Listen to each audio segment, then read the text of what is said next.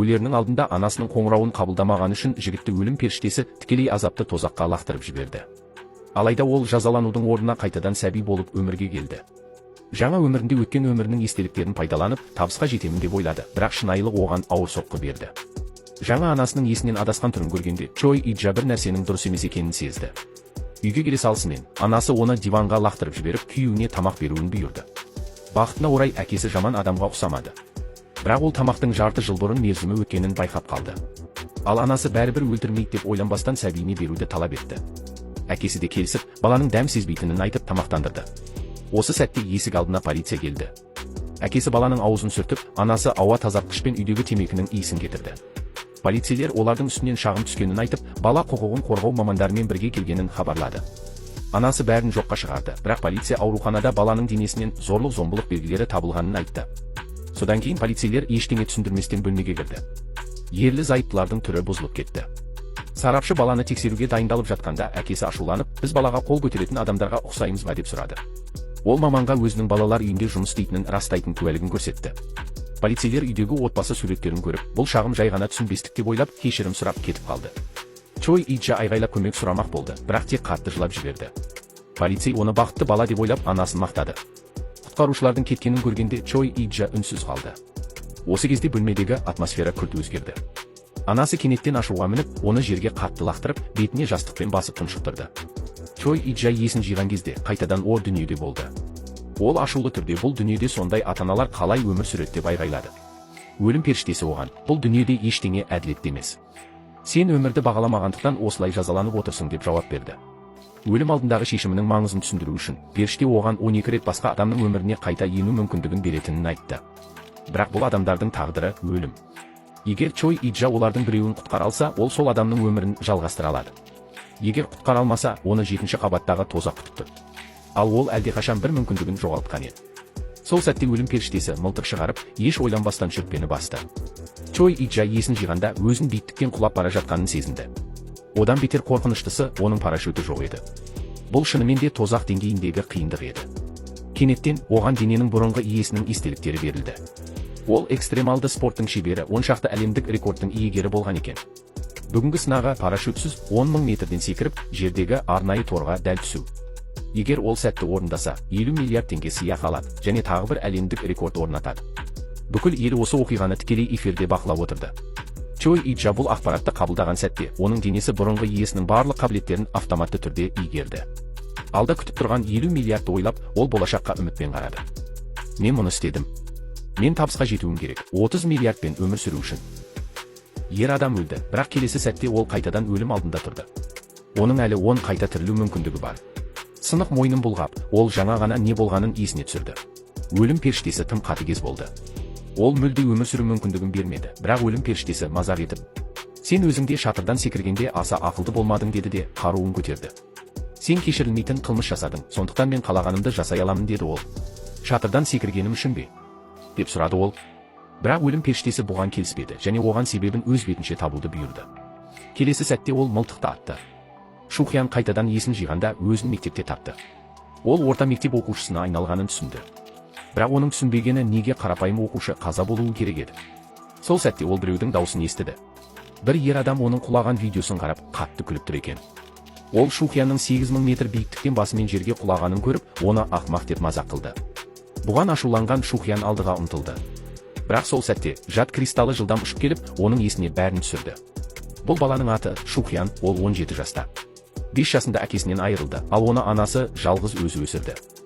Бірақ Шухян мектепке баруды жек көретін, өйткені оны оқушылар үнемі мазақтап қорлайтын.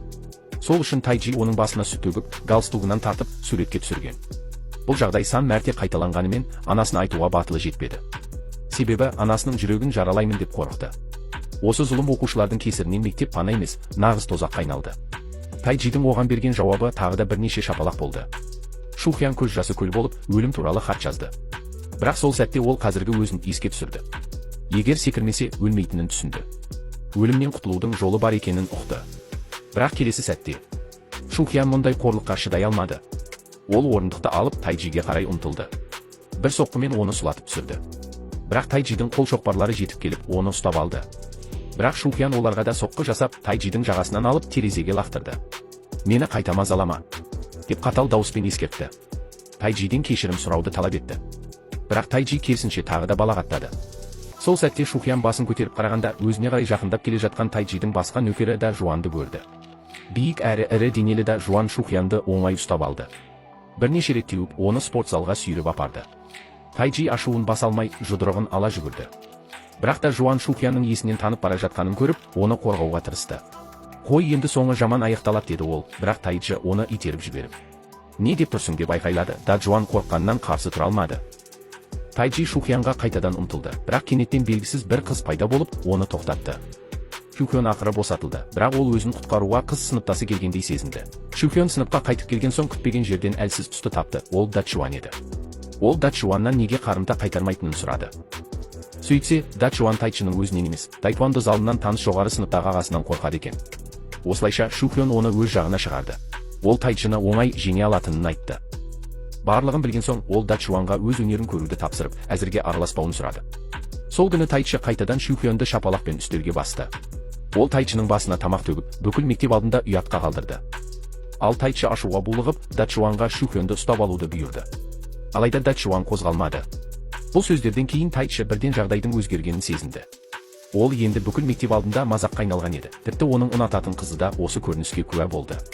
Тайчы дереу ағасынан көмек сұрауға жүгірді. Ал ағасы өте адалдық танытып, қоласындағы балаларын жинап, Шухянды іздеуге шықты. Олар төменгі сыныпқа баса көктеп кірді. Ағасы ең мықты деп ойлаған Дачуанға тікелей барды. Себебі бұл жағдайдың артында ол тұр деп ойлады. Бірақ Дачуан мұны жоққа шығарды. Ағасы аң-таң болып Тайчыдан кінәліні сұрады. Тайчы Шухянды көрсетті. Бірақ ағасы тағы да абдырап қалды. Бүкіл сынып күліп жіберді. Ағасы Шухянге қарап, оны бейкүнә, әлсіз балаға ұқсатты.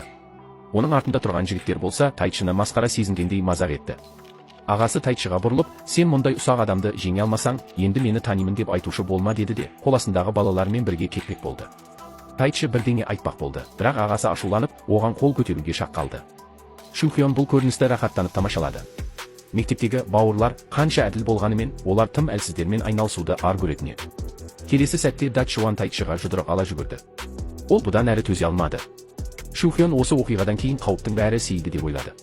Ал Тайчының беделі күрт төмендеді. Бұрын оған жалпақтап жүргендер енді оны көзге ілмейтін болды. Тіпті оның ұнатқан қызы да ағасына жақындады. Тайчы мұны көтере алмады. Сол кеште Шухян телефон қарап, жолда келе жатқанда кенеттен көлік оны қағып кете жаздады. Жүргізуші дер кезінде тоқтады, бірақ ол кеткен соң күтпеген жағдай орын алды. Шухян біреудің шабуылына тап болды. Бірінен соң бірі соққылар жауып, басына кірпіш тиді. Көзін ашқанда ол қайтадан өліммен бетпе-бет тұрды. Ол абыржып, өлім періштесінен не болғанын сұрады. Бірақ уақыт тағы бір қадам алға жылжыды. Шухян өзін Тайчы секілді әлсіз адам өлтірді деп ойлағысы келмеді. Бірақ шын мәнінде бұл оның жасаған істерінің кері әсері еді. Ажал періштесі оған қарап, адамдар осылай ғой.